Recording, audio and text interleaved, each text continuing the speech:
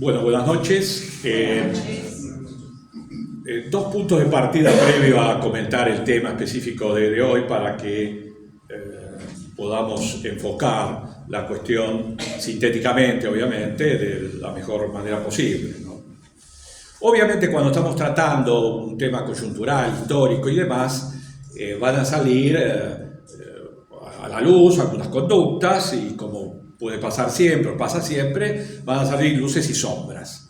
Entonces, el primer punto de partida que asumimos y que quiero dejar debida constancia es que la revisión de las faltas de los otros son para lamentarse, no para reprocharlas.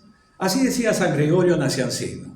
Esta es una cita que tomé del cardenal Newman y me pareció muy apropiado, porque acá no estamos para señalar a fulano o a mengano una estructura o la actuación de tal o cual.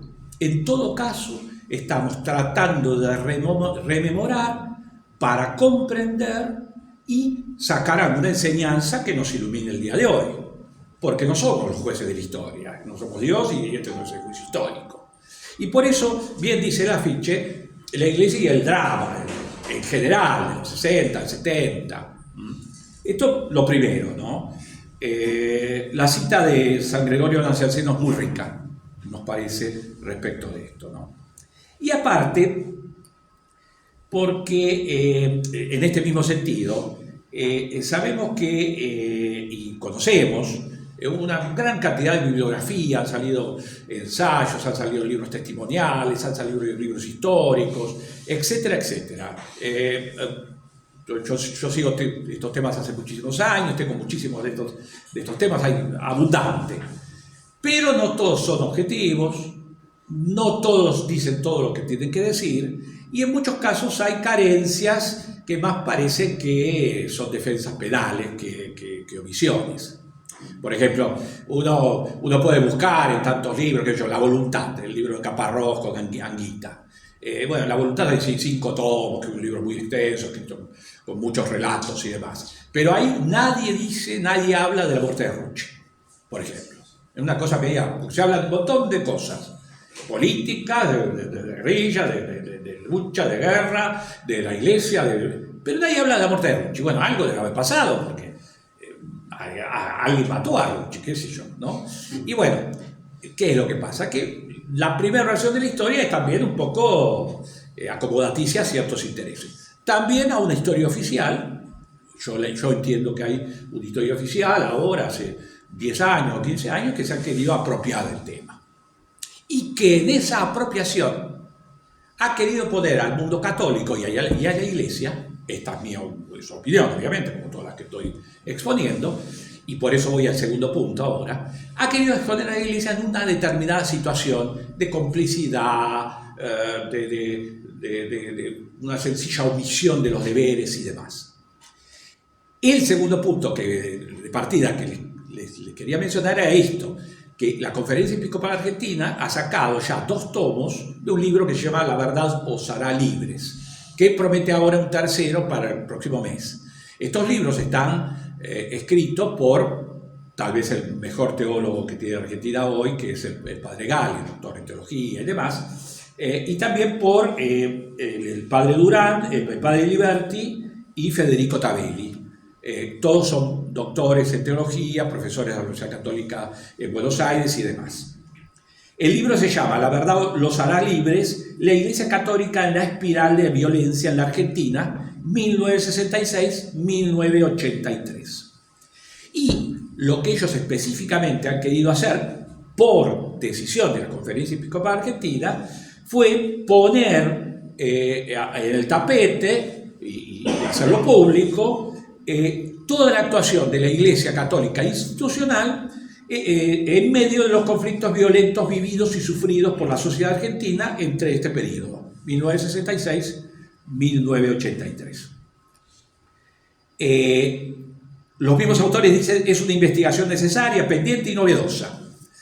Y yo agregaría a esto lo siguiente: ha sido valiente, muy valiente, con una veracidad importantísima, con una franqueza que todavía en el mundo católico me parece que no lo hemos alcanzado a vislumbrar. Pero no me estoy refiriendo exclusivamente a algunos artículos, porque los dos tomos que salieron son documentos, primero de la conferencia episcopal, después de la anunciatura, después de algunas órdenes religiosas y demás, y algunos comentarios. Obviamente los comentarios, hacer ensayos, hacer estudios de investigación, uno puede disentir o estar de acuerdo parcialmente, en fin, da lugar a todo debate, a todo diálogo, como cualquier exposición intelectual. Ahora bien, la otra parte es digna de encomio, porque ninguna fuerza ni política, ni las que participaron en la guerrilla, ni el del ejército, de las Fuerzas Armadas, de los sindicatos, de la universidad y demás, ha puesto sobre el tapete todos los documentos que eran de época.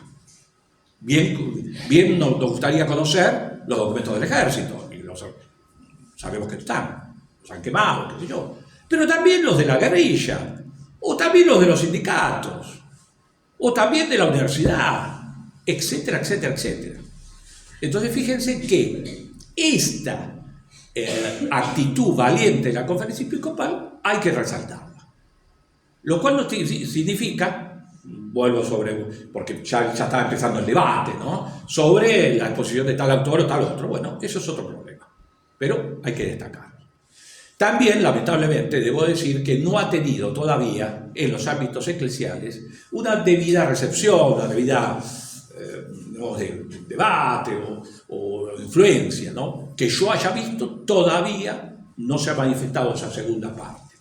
Ha tenido una presentación en la Universidad Católica de Buenos Aires, ahora hay un curso de 4 viernes, arancelado, también de la UCA, pero todavía no he visto eso que bajara un poco, especialmente como enseñanza. Planteado esto, y desde el pensamiento social cristiano, que es lo que a mí más me interesa, la doctrina social de la Iglesia, voy a hacer algunas aclaraciones y a enfocar el tema que me gustaría resumir hoy. Obviamente, para hablar de esto, hay muchísimas temáticas. Está todo el tema de la doctrina de la seguridad nacional, que dio lugar a un montón de debates y a influencias sobre algunos gobiernos militares.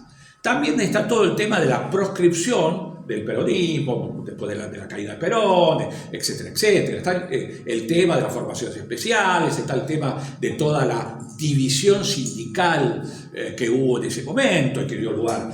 Está también el tema de las participaciones políticas, etcétera, etcétera. Varios de esos temas yo los estoy estudiando y incluso tengo algunas síntesis sobre ello. Hoy voy a tratar solamente de un tema, que es la influencia de la Revolución Cubana. ¿Por qué? Porque, como dice el expositor y el historiador Hobsbawm, que es marxista, desde el 59, del 1959 en adelante, toda Latinoamérica se vio influida directa o indirectamente por esa revolución. Y por eso, como yo estoy de acuerdo con Hobsbawm en ese sentido, he empezado por acá. Pero les aclaro que no desconozco los otros temas, porque primero forman parte de mi estudio y aparte podríamos tratarlos en otra ocasión. Ahora bien, entonces, el foco lo voy a poner en este tema de la Revolución Cubana y en el segundo foco, o dentro de eso, la influencia de eso en el laicado. A diferencia de lo que hizo la Conferencia Episcopal, que trató el tema desde el obispo, el sacerdote, el religioso, a mí me interesa cómo ha influenciado en el laicado, por una simple razón, porque como decía al principio, creo que toda enseñanza comunitaria nos puede ayudar hoy a vislumbrar un poco mejor la realidad actual, e incluso también a debatir, a intercambiar en un diálogo franco, afectuoso, lo que corresponda. Entonces, la Revolución Cubana y el catolicismo argentino en la década del 60 y el 70. Voy a hacer 3 aclaraciones, ahora sí son aclaraciones, y voy a decir por qué.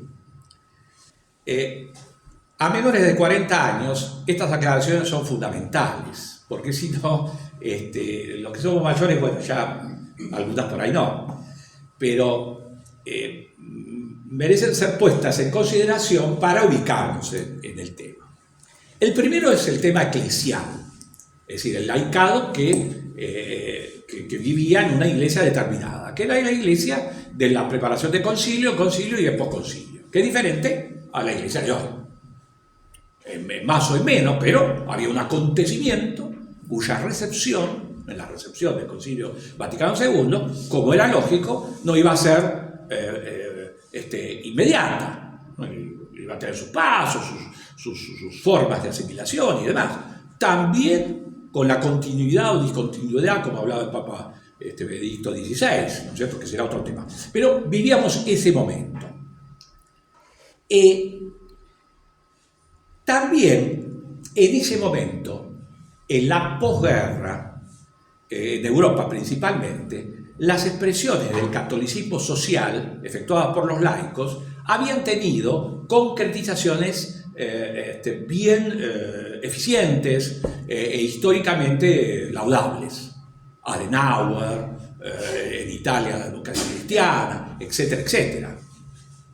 Cuando se discutió en la Unión Europea el tema de los orígenes de Europa, la socialdemocracia puso énfasis en tratar de sacar los orígenes cristianos de Europa, ¿no? Qué sé yo, San Benito como fundador de Europa, como dijo Pablo VI. Eso lo querían sacar. Pero en realidad, para no irse tan lejos, uno puede decir que la Europa de hoy es la Europa de la posguerra, la que pudo superar esa guerra con dirigentes católicos de primer nivel y que se manifestaban católicos. Eso también repercutía en Argentina, o tendría que haber repercutido un poco más, tal vez. Esto en el ambiente propiamente eclesial. En la confrontación política estábamos en la Guerra Fría. Es decir, la Guerra Fría era Rusia contra Estados Unidos luchando en forma directa en algunos escenarios, Corea, Vietnam, África, en algunos escenarios, y en otros escenarios haciéndolo bajo cuerda, con infinidad de recursos, infinidad. Y cuando digo infinidad, bastaría ver cómo de un lado y de otro se financiaban fundaciones culturales y políticas en Argentina que tenían importantes dirigentes, editoriales, etcétera, etcétera. Por otro lado, la confrontación política en Argentina, que de esta Guerra Fría, se manifestaba por la presión de Norteamérica y también la presión del mundo soviético a través de Cuba y de Checoslovaquia, que esto está absolutamente demostrado, desde otro lado. Entonces, de eso Argentina estaba en medio del medio, sumado a que tenía la Argentina un fenómeno particular, que era la proscripción del peronismo. Entonces, el partido militar, por decirlo de alguna manera, aquellos militares que hicieron varios golpes o condicionaban los gobiernos civiles, se encontraban en medio de una puja que tenía bases por fuera de Argentina. Y en tercer lugar, la sociedad argentina. Y ahí me voy a parar un minutito, porque esto es, a mi modo de ver, importantísimo. La Argentina tenía una economía en desarrollo, una pobreza mínima. La Argentina no era América Latina.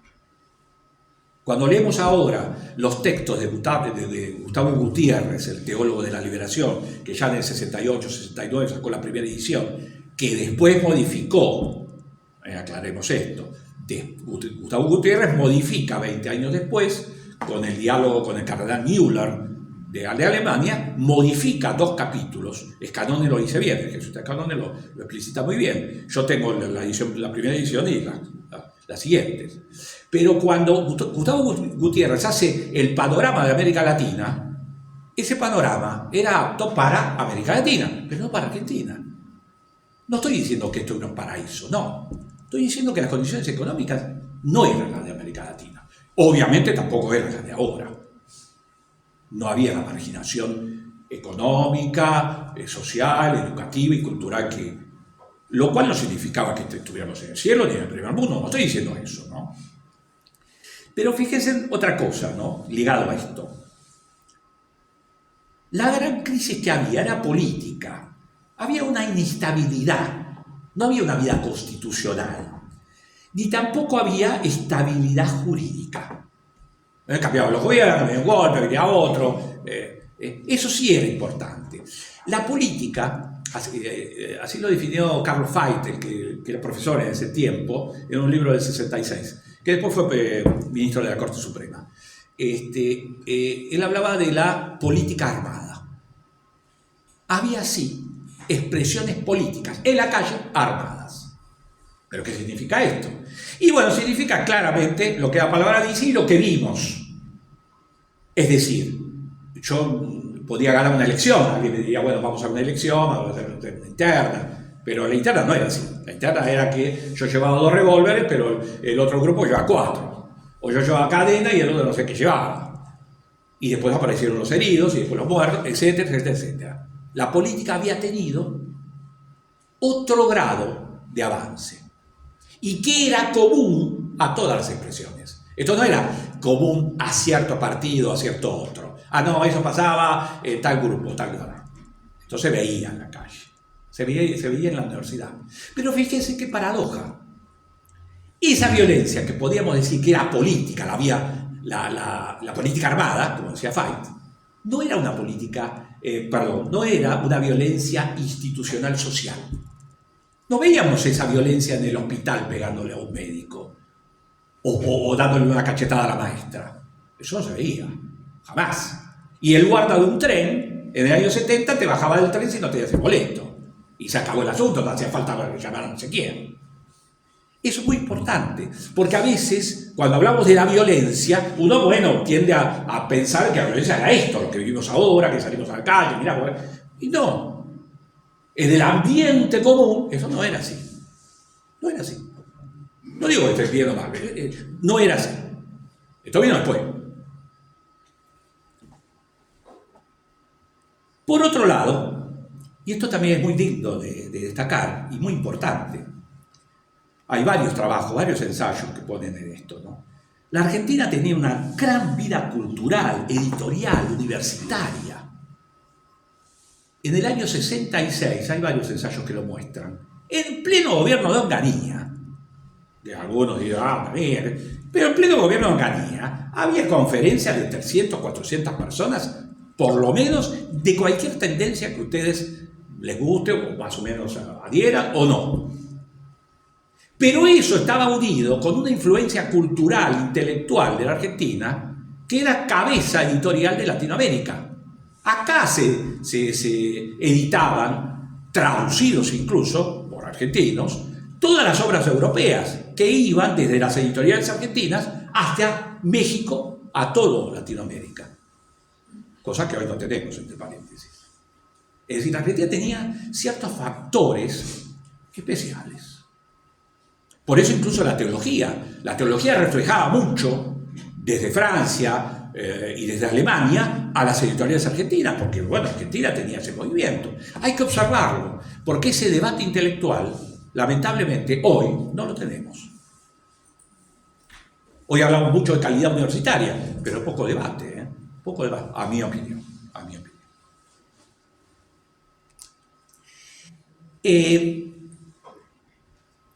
Y después, bueno, se da el tema más difícil, que es la última etapa de los golpes militares, los desaparecidos. Y acá también quiero mencionar algo que muchos olvidan, que es la intervención papal en el conflicto con Chile. Porque esto no es una abstracción, no es un conflicto potencial. La intervención que se hace con el cardenal Zamoré es cuando los ejércitos están trinchera sobre trinchera, con el personal, con la munición, con la capacidad de organización para enfrentarse. Y la Iglesia interviene. Y muchas veces, en muchos de estos textos o testimonios y demás, se pone énfasis en una cosa y en otra no. Eso también pasó en Argentina. Pero bueno, vayamos entonces al tema de fondo. A mí me interesó tratar esto porque hay dos aspectos que quiero llamar la atención en síntesis. Uno es el teórico y el otro es el práctico, para tratar de sacar consecuencias de esto. Cuando se produce la Revolución Cubana, que es en el 59, hay una gran algarabía, hay una adhesión de sectores medios e intelectuales, e incluso católicos, en Argentina, porque el régimen depuesto era nefasto y demás. Eso duró muy poco, duró menos de un año. Incluso Fidel Castro había sido ayudado, cuando fue preso, por el entonces obispo de La Habana. El mismo obispo de La Habana que tuvo que soportar después las restricciones que vamos a mencionar después. El mismo. Entonces, lo interesante de ver acá, me parece a mí que sintetiza en esto, cómo se vivía, cómo se interpretaba en términos teóricos la revolución y qué se pensaba o qué se sacaba de ahí como enseñanza para la Argentina. ¿Por qué? Porque los argentinos somos, primero como trabajo de pensamiento social cristiano para sacar algunas conclusiones propias, ¿no? Pero también para iluminar ciertos espejismos que a veces se nos dan. Que puede pasar con eso o puede pasar con otra. ¿No? Ahora hablamos de la escuela austríaca de economía y otros hablan de Chicago y otros hablan del BRICS y bueno, sí, qué sé yo, pero hay que ver todo eso cómo se refleja en Argentina. Porque si no, poco sirve, ¿no? Porque no estamos en Austria, Estados Unidos o donde sea. Y entonces lo que yo hice en este trabajito fue tomar textualmente algunos autores, algunos católicos, otros no, pero que hablaban hacia el mundo católico para mostrar un poquitito cómo se veía, cómo se intentaba mostrar, cómo se intentaba reflejar el ámbito de la revolución cubana acá en Argentina. Voy a decir 2 palabras de cada uno para no aburrir. Después el trabajo yo lo tengo hecho, si a alguno le interesa se lo mando. La primera nota que quiero hacer es una carta que manda Che Guevara en el año 65, que se denomina El socialismo y el hombre nuevo. Esta carta se conoce en Argentina por un periódico uruguayo de gran influencia, Castellani hablaba siempre de él, que se llamaba En Marcha. Se publica En Marcha en Montevideo y es la carta que el Che manda para hablar del hombre nuevo. Expresión que a partir de ese momento se incorpora en ciertas líneas de pensamiento marxista, neomarxista o castrista. El hombre nuevo. Paréntesis. Hay un hecho fáctico que hace que el Che Guevara, después de las frustraciones que tuvo como ministro de la producción de Cuba, y después de las pérdidas o incluso la huida de la experiencia guerrillera en África, viniera a pensar sobre estos temas. En concreto, el Che Guevara habla de esto cuando después de haber idealizado un modelo productivo para Cuba, dice, bueno, el problema de acá es que la gente no trabaja. Y entonces necesitamos hombres nuevos, o gente que trabaje más y que no se esté fijando en el horario, qué sé yo qué más. Una nota al pie. En realidad, los planes económicos hay que armarlos siempre sobre el hombre concreto, como decía Juan Pablo II, ¿no? Cuando llamaba la atención, dice, miren, dice, cuando se hace pastoral o cuando se hace algo respecto del mensaje social cristiano, miremos el hombre concreto, lo que somos. Y después de la caída original, no somos ángeles. Y entonces yo puedo hacer un plan económico extraordinario, diciendo que vamos a trabajar 14 horas por día, y que entonces el azúcar va a valer no sé qué, pero resulta que la gente no trabaja 14 horas y el azúcar no vale. Y entonces, en el año 65, 6 años después de la Revolución Cubana, Cuba seguía con situaciones de hambre, de necesidad y de marginación tan grandes, que el Che Guevara entonces dice, bueno, necesitamos un hombre nuevo. Y entonces manda esa expresión. Y en la carta dice, el problema es que el imperialismo suprime al individuo. El problema es que no puede surgir la masa, que está inerte, que está dormida, que es revolucionaria. Masa que necesita una vanguardia, alguien que vaya adelante. Y esa vanguardia somos nosotros. Es decir, era Fidel, era Che, no eran los demás, ¿no? Y Entonces dice, bueno, llegó la etapa de la lucha guerrillera. Hay que movilizar a las masas dormidas. Y nosotros, la vanguardia, vamos a ser el motor impulsor. Por eso la experiencia de 2 años después en Bolivia, de él y demás. Maestro de ello es Fidel. Maestro de esto. Las grandes concentraciones públicas, en las grandes concentraciones públicas, dice el Che, se observa algo así como un diálogo de diapasones cuyas vibraciones provocan otras nuevas en el interlocutor. Se está refiriendo a esos largos discursos, 8, 10 horas de Fidel Castro frente a la masa de gente, hablando.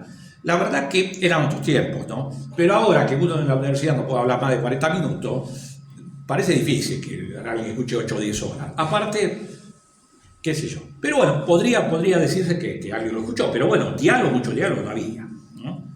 Ahora bien, dice el Che Guevara, lo que necesitamos es concientizar al estilo del marxismo clásico y del socialismo real, que es el de la libertad. Como lo viera Marx, hay una nueva fase no prevista por él, del comunismo al socialismo. Todos los días hay que luchar porque ese amor a la humanidad viviente se transforme en hechos concretos. Bueno, hasta acá lo que dice el Che. Primero, el Che, no yo o no sé quién, habla de que su raíz intelectual, su mentor, su guía es Marx. No es ni siquiera Engels o otro filósofo, es Marx, aquel Marx. Quiere decir que cuando hablemos de Che Guevara no tratemos de disuadir o sacar eso, sino bueno, porque él seguía a otros autores. No, él lo dice que seguía Marx. Y nos dice a nosotros que tenemos que seguir. En primer lugar. En segundo lugar, no confundamos esta expresión del hombre nuevo con la expresión del hombre nuevo cristiano. Porque obviamente Cristo habló del hombre nuevo. Y dijo que lo que había que dejar. Y lo indicó como camino pastoral, ¿no? Para que nosotros dejemos de atrás el hombre viejo. Pero lo hizo en Dios y por Dios. Y por más que él utilice la palabra del amor, y bueno, tampoco uno puede ser tan iluso de darle a esta palabra una expresión, un significado que no tenía en el autor. Porque acá no está hablando de caridad, no es veritas y caritates, no es de Benedicto, ¿no? Entonces tampoco podamos decirlo. Ahora, ¿por qué lo digo esto? Y bueno, porque en ciertos ambientes se empezó a reinterpretar. Y esas reinterpretaciones, muchas veces, cuando no están o cuando no obedecen a un juego intelectual, de tratar de separar la verdad de lo que no es, puede llamar a ilusiones. Decía, bueno, fíjense, Che Guevara habla de un hombre nuevo, ¿es cierto? Y claro que es cierto, pero ¿en qué sentido? El Che Guevara habla de un cambio estructural, pero sí es cierto, pero claro que es cierto. ¿Pero en qué sentido? Y habla de la caridad, o del amor. Sí, pero ¿en qué sentido? Y en esto no le podemos imputar al Che Guevara, porque la carta está, y él no nos dijo otra cosa. Él dijo lo que dijo. Son algunos que interpretaron de otra manera, o quisieron interpretar. Su alusión al amor es un sentimiento, un ideal, y es más bien una manipulación lingüística. Vieron que esto está de moda, la manipulación lingüística. Utilizo palabras que el otro, entonces le saco todo sentido. Fíjese cómo termina la carta. Si esta carta balbuciante aclara algo, ha cumplido el objetivo con que la mando. Reciba nuestro saludo ritual, como un apretón de manos o un Ave María Purísima. Patria o muerte. Bueno, eso, la verdad que dejemos la Virgen tranquila, ¿no? Porque parecería ser que no tiene nada que ver, pero porque lo que él dice, yo no le quiero imputar nada a Che Guevara, pero no estaba hablando de la Virgen María o de rezar el rosario juntos, ¿no? Lamentablemente, esta expresión de hombre nuevo se extendió con un sustento intelectual no cristiano en bases cristianas, lamentablemente, que no alcanzaron a distinguir, no alcanzaron a ver en medio de la confusión y demás. Bueno, pasa, ¿no? Vamos a la segunda nota. La segunda nota es una revista que sale en el año 66 que se llama Cristianismo y Revolución, que dirige un tal García Lorrio, que después fallece de interín y continúa su esposa Casiana Ahumada, que se va del país y demás. después. Una nota al pie. Yo tengo un trabajo hecho sobre 3 revistas de esa época que se decían cristianas o católicas, que es la revista Criterio, la revista Jauja de Castellani y esta revista Cristianismo y Revolución, en donde hago un análisis de las 3, de cómo tomaba. Pero bueno, lo que me importa es lo siguiente. Cristianismo y Revolución sale en el año 66 cuando empieza el gobierno Ocaña y pone como modelo del catolicismo a Camilo Torres, un cura colombiano que está en la guerrilla. Camilo Torres, dice el Cristianismo y Revolución, va de la misa a la lucha política. Es el compromiso político. Dice, es como Regis Debray en Bolivia, porque ya este francés, Regis Debray es un filósofo francés, que acompaña a Che Guevara y después baja del último grupo de Che Guevara, y cuando lo matan a Che Guevara él se salva, va preso y después está amnistiado. Se habla mucho de eso. Nota al pie. Salió hace pocos años un libro de la hija de Regis Debray, que uno no quiere meterse en cuestiones familiares, pero cuando son públicas y están ahí en un libro, cualquiera lo puede leer, de lo que dice de su papá. Cierro paréntesis. Lo cierto es que en el número 4, por ejemplo, revista Cristianismo y Revolución habla todo de Camilo Torres. Un sacerdote muerto en combate, dice, en un enfrentamiento. Y entonces pone una frase, tapa. Camilo Torres ilumina los caminos de América. Ha dejado de dejar misa, de rezar misa, para realizar ese amor al prójimo en el terreno temporal, económico y social. Camilo Torres se constituirá posteriormente en un arquetipo revolucionario. En el mismo número habla muchísimo de la revolución cultural china. Esto merecería todo un análisis, porque si hay algo que se conocía poco en ese momento y se conoce poco hoy de China es sus aspectos internos, su filosofía, y mucho menos la revolución cultural del 69. Lo cierto es que, fíjense cómo se toma un arquetipo sacerdotal, pero no es por su condición de sacerdote, sino por su condición de guerrillero, comandante, o lo que fuera, qué sé yo. Pero entonces, si su expresión máxima era esa, ¿por qué hablar del sacerdote? ¿No? Dejemos al lado al sacerdote. Que por otro lado, el mismo Camilo Torres deja. Por lo menos deja, él dice, voy a dejar de mi ministerio sacerdotal por ahora. Digo, no queremos juzgar a nadie. En esto lo dijimos al principio, no estamos acá para juzgar a nadie. Pero sí para entender lo que ellos entendieron. En este caso nos interesa lo de cristianismo y revolución. Por ejemplo, dice...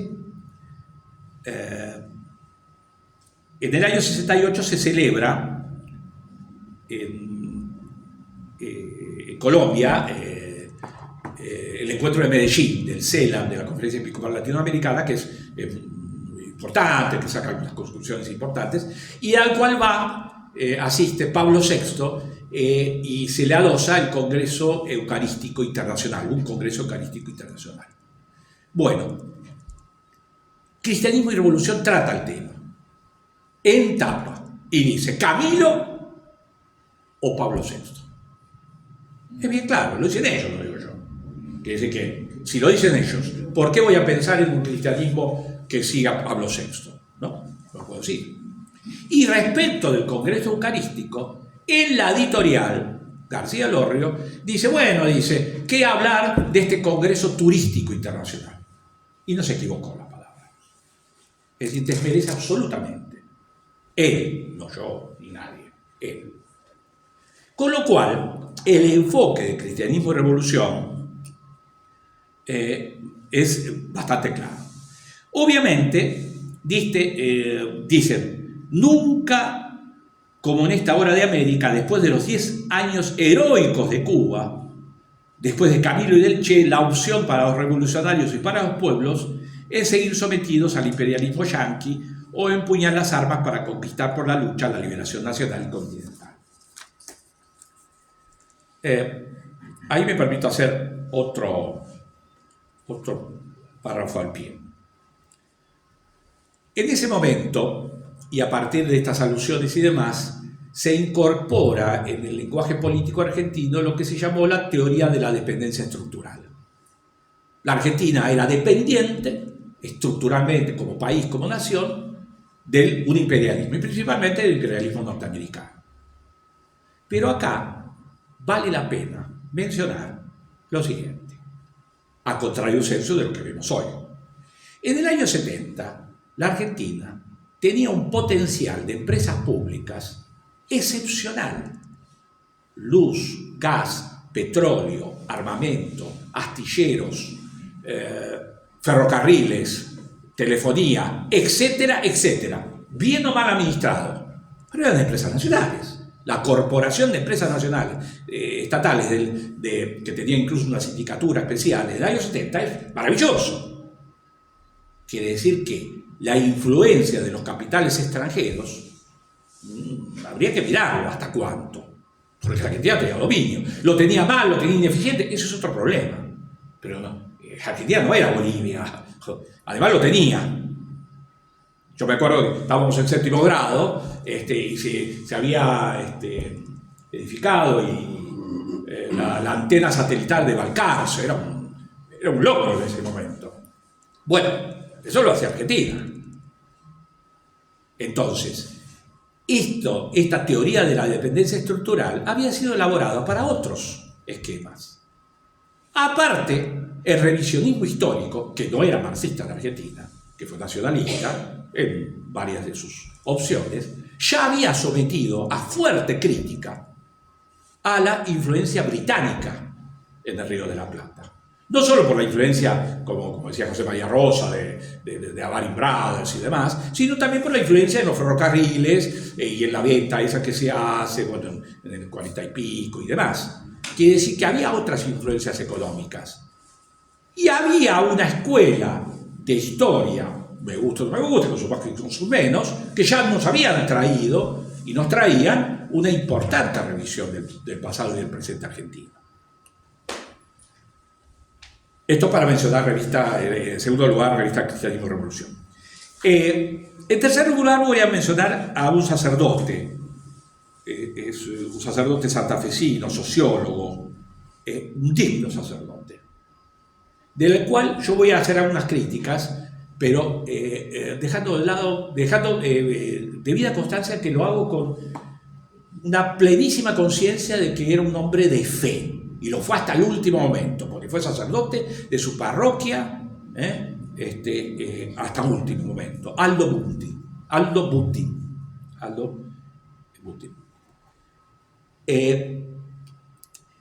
Ahora, ¿por qué lo menciono? Porque este sacerdote se dedicó con varios libros, desde la sociología a la doctrina social, y tiene uno o dos libros que son aportes muy importantes para la época. Por ejemplo, yo revisando manuales de época, además cosas que hice en otro trabajo, veo que es uno de los primeros que habla de las tres etapas, ver, juzgar, actuar, que Juan XXIII había motivado, digamos, había incentivado como metodología propia de la doctrina social de la Iglesia. Y Buti lo refleja muy bien. Ahora bien, él tiene una invitación a ir a ver a Cuba a visitar la isla, cuyo informe, hace un breve resumen, que sale en la revista CIAS, que en ese momento era un centro intelectual de los jesuitas en Buenos Aires, que era muy digno, muy importante. Aclaro otra cosa, ¿no? Para que vean ustedes los niveles de debate que había en esa época y que hoy no hay. En el año 70, los jesuitas tenían todavía el Colegio Máximo de San Miguel, en donde era la Escuela de Teología. Ahí hubo un debate entre dos filósofos argentinos antagonistas, absolutamente antagonistas, pero el debate se dio. Hablaban sobre América. Uno era Alberto Caturelli, del catolicismo más tradicional y más que impugnador. El otro era el mendocino Dussel, el filósofo de la liberación y demás. Bueno, Dussel y Caturelli pudieron hablar ahí delante de los jesuitas, de exponer los dos, y hoy podemos leer sus ponencias. Eso era un ejemplo de universidad, y eso era un ejemplo de convivencia, que estaba ahí realizado bajo el amparo del mundo católico, ¿no? Por eso este informe del CIA de Butin a mí no me llama la atención, porque él lo hace con honestidad y lo propone, y por eso no oculta nada. Por ejemplo, una de las primeras cosas que él dice es reconocer que nadie puede dudar que Cuba fue evangelizada, cosa que hoy muchos quieren negar, de la condición latinoamericana de la evangelización de América Latina o de Hispanoamérica. Y él lo dice. Él habla de la devoción popular a la Virgen de Cobre. Él habla de todas las actitudes de misericordia que tuvieron los obispos para con Fidel Castro y los demás que habían sido encarcelados y a veces torturados o muertos incluso. Él habla de eso, lo reconoce, no lo oculta. Pero también es cierto que él encuentra en 2 o 3 factores de esa revolución, factores importantes, relevantes, principalmente él dice, bueno, se acabó el hambre y se acabó la prostitución. Pongamos que haya sido así, la verdad que no lo sé, nunca viajé a Cuba, ni en ese momento ni ahora. Dicen que ahora ni se acabó el hambre ni la prostitución, pero bueno. Él menciona eso, ¿no?, como factores importantes. Y pone en duda todos los factores de irritación hacia la Iglesia que se producen en esa época, en el 60, 61. Por ejemplo, la estatización de todos los servicios educativos de la Iglesia. Eso dice, bueno, acá la libertad religiosa no hay. Porque incluso no se podría, fuera de los templos, predicar ni evangelizar. Eso está prohibido. Y es más, no me acuerdo si fue en el 62 o 63, había una mala cosecha, producto de todos los problemas de economía que no entendía el mundo cubano y el Che Guevara tampoco, y entonces al gobierno cubano se le ocurrió que no se iba más a festejar Navidad el 25 de diciembre, sino que se iba a hacer justo el día de la Revolución. No, podría haber sido otro, pero no. Fue en julio el día de la Revolución. Entonces prohibió, sacó, ¿no? Pero aparte prohibió festejar. Y entonces algunos católicos, tal vez de buena fe, no lo sé, dijeron, bueno, es también una manera de sacarle toda ese factor comercial a la Navidad y demás. Bueno, podría ser, pero a nadie se le oculta que parece que Fidel no lo hizo por eso. Porque aparte, si hubiese hecho por eso, lo hubiese pasado, no sé, para febrero, y no para el 26 de julio, que es el día de la Revolución. ¿No? Es decir, algo. Pero repito, había gente de buena fe que podía haber pensado otras cosas. Y otra cosa, que ahí sí lo impugno, creo que no está en lo correcto, es el tema de del diálogo. A ver, él dice que el problema de la Iglesia en Cuba en el 59 fue que en vez de acercarse a la revolución se alejó. Bueno, yo no sé realmente cuánto eso pudo haber sido así. Varios estudios exclusivamente expuestos sobre la historia de la Iglesia en Cuba no indican eso. Indican que Fidel, a medida que va concentrando el poder,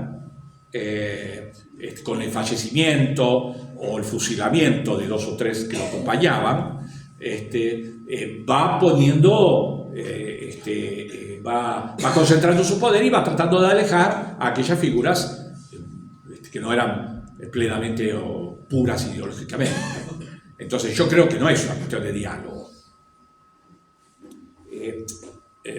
Aclaro otra cosa, ¿no? Él se refería a un documento, Ecclesiae de Pablo VI, que es un documento extraordinario, que entre paréntesis tiene, entre todos los libros que salieron en Argentina, tiene una breve reseña del padre Benviel, que algunos se olvidan, pero bueno, está, yo la tengo, está, y que habla bien de la Ecclesiae.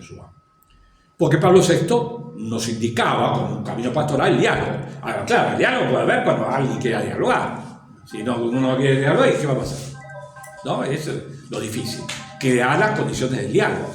El diálogo argentino, promovido por los obispos en medio de la crisis del 2001, eso fue un diálogo. Pues, los obispos ponen la mesa y van casi todos, en plena crisis, también olvidado por el mundo político. Entonces yo de eso no estoy tan de acuerdo con Aldo Monti. Yo tengo 8 o 9 referencias, pero voy a terminar con esta, que es el encuentro de los cristianos socialistas en Chile, que se da en el año 72.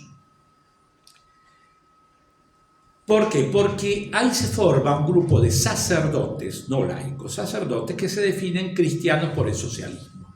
Y hacen un congreso en donde invitan a las figuras cubanas, y en ese momento checoslovacas y algún ideólogo de Francia, a exponer. Ellos exponen ahí con total claridad. Nosotros seguimos a Marx en su versión leninista. Acá no hay ningún escondite de nada. No tan bien. Todos recordamos, ustedes recordarán también, igual que yo, que cuando se disuelve el Partido Comunista acá, que es en el año 90, una cosa así, ellos mismos dicen, bueno, no hay que seguir utilizando las mismas figuras simbólicas del pasado, porque ya la hoz y martillo, la revolución no atrae a la juventud. Pero no es que dejaron de ser comunistas, es decir, dejaron de usar esos emblemas, ahora pasaron a ser socialdemócratas, qué sé yo qué. Por eso muchas figuras de esa Federación Juvenil Comunista del 89, de los que habían participado en Nicaragua en ese tiempo, fueron o son funcionarios de estos últimos gobiernos. Obviamente, tapados por ahí. Pero lo que me interesa resaltar es lo siguiente. Es la gran figura del cardenal Silva Enríquez, que muchas veces es cuestionado por algunas cosas. Pero fíjese, de estos cristianos por el socialismo, lo invitan al cardenal. Dice, venga, nos gustaría que viniese, no a exponer, sino a participar. Fidel Castro y Allende iban a exponer. Silva Enríquez no. Pero Silva Enríquez contesta, y está en internet, la misiva, y fíjese con qué prudencia, con qué claridad, con qué caridad expone el entonces cardenal de Chile. Dice, rechazo la invitación al patrocinio del encuentro e invito a sus organizadores a reflexionar, centrando la atención sobre los temas que ustedes quieren exponer. Y entonces les pone, dice, ustedes quieren hablar de lo siguiente, cristianismo anónimo y no iglesia. No, señores, la Iglesia Católica no es anónima, es Iglesia Católica. Primero. Unicidad de la fórmula revolucionaria. No, señores. Las opciones prudenciales, la decisión que hacen los laicos, los pueblos y demás, pueden ser varias y diversas, aún siendo católicas. Reducción del cristianismo a la lucha de clases revolucionaria y a la situación histórica. No. El cristianismo no es exclusivamente lucha de clases o lucha de sectores, aunque pueda estar enfrascado o llevado, eso es otro problema. Pero fíjense la claridad. Reducción de la teología a ideología, como se dice en el documento. Y les dice, es superficial. Él los invita a ser teólogos, no ideólogos. Fíjense la claridad, ¿eh? Y en general, la reducción a un cristianismo puramente sociológico y no mistérico. A un cristianismo que se dé a una fórmula social y nada más. Tengo otras, pero para tratar en estos 5 últimos minutos de decir algo más concreto, voy a hacer una recapitulación temática que me parece tal vez lo más importante de todo esto. Los laicos de ese momento no tenían una definición epistemológica de la doctrina social de la Iglesia. Es decir, la doctrina social de la Iglesia era filosofía social para uno, ideología para otro, algo de teología por otro. Hoy en día no. Hoy en día, después de los documentos de Juan Pablo II y en continuación de Papa Francisco, la doctrina social de la Iglesia pertenece a la teología moral. Quiere decir que cuando hablamos de doctrina social de la Iglesia estamos hablando de moralidad. Y de moralidad en el sentido que cómo el cristiano tiene que actuar frente a otro. Por eso, esto excluye, aunque no lo separa, pero excluye, el análisis. Es decir, la dignidad de la persona humana es uno de los principios de la doctrina social. Yo lo tengo que defender siempre. Ahora bien, cuando yo hago un análisis social y digo, bueno, en la política de vivienda en Argentina de hoy, en Cañuelas, pasa tal cosa, tal otra, eso es un segundo paso. Que ahí podré estar de acuerdo o no con otras expresiones. Pero tengo que saber distinguir entonces lo que es principio de lo que son opciones prudenciales. Y en esas opciones prudenciales podemos estar diferenciados. Alguien podría decir, bueno, miren, acá sería mejor un régimen de primer ministro parlamentario. Bueno, qué sé yo, puede ser, ¿por qué no? Y otro dice, no, acá convendría una constitución de tal y otro tipo. Bueno, esa es una discusión. ¿A qué apunto? Apunto que al laicado de ese momento, lamentablemente, no tuvo esta unificación que le daba luz para actuar. Hoy la tenemos, pero lamentablemente muchos se olvidan. Ahora, eso no es un problema de la teología, ni del magisterio, ni del obispo, ni nada de eso, ¿no? Creo yo. En segundo lugar, el tema de la justicia. Porque mucho se habla de la justicia y la Argentina ha tenido, gracias a Dios, yo me he dedicado a la filosofía del derecho, fui profesor muchos años y me interesa mucho, ha tenido expresiones de doctrina, de cátedra sobre el tema de la justicia. El tema de la justicia no es un tema ajeno al mundo cristiano, nunca lo ha sido. Ahora, el tema de la justicia, que obviamente nos impela a todos tenemos que tratar de ser justos o de realizar actos justos, que son concretos, justicia frente a otros, se puede pregonar, dice la doctrina social, de dos maneras: el anuncio y la denuncia. Algunos, esto está ya metido en el compendio de doctrina social, en los documentos magisteriales de los últimos 20, 25 años, esto es algo corriente. ¿Por qué? Porque antes se pensaba que solamente se luchaba por la justicia proféticamente, denunciando. Y no, hay también un anuncio.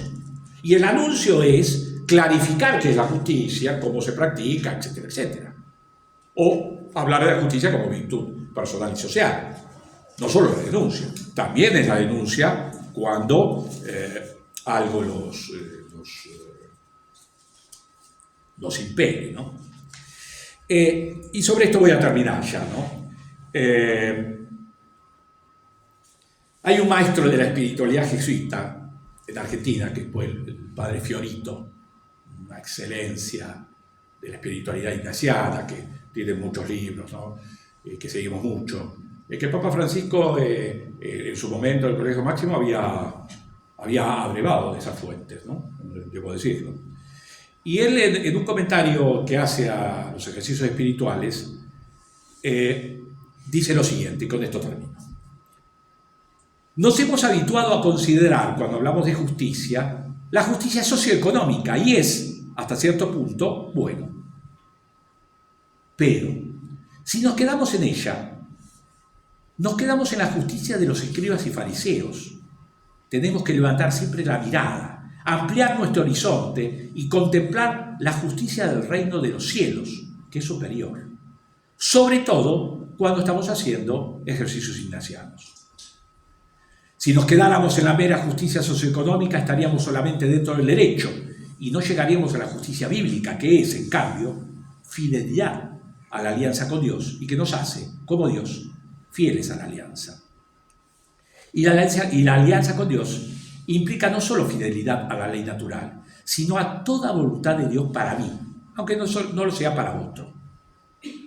Fíjense entonces cómo el padre Fiorito, que abrevió, que en esa época era un gran maestro de la espiritualidad ignaciana del Colegio Máximo de San Miguel, yo lo alcancé a conocer en el año 80, gracias a Dios, nos califica algo sobre el tema de la justicia que es tan pertinente para la doctrina social de la Iglesia. Muchas gracias.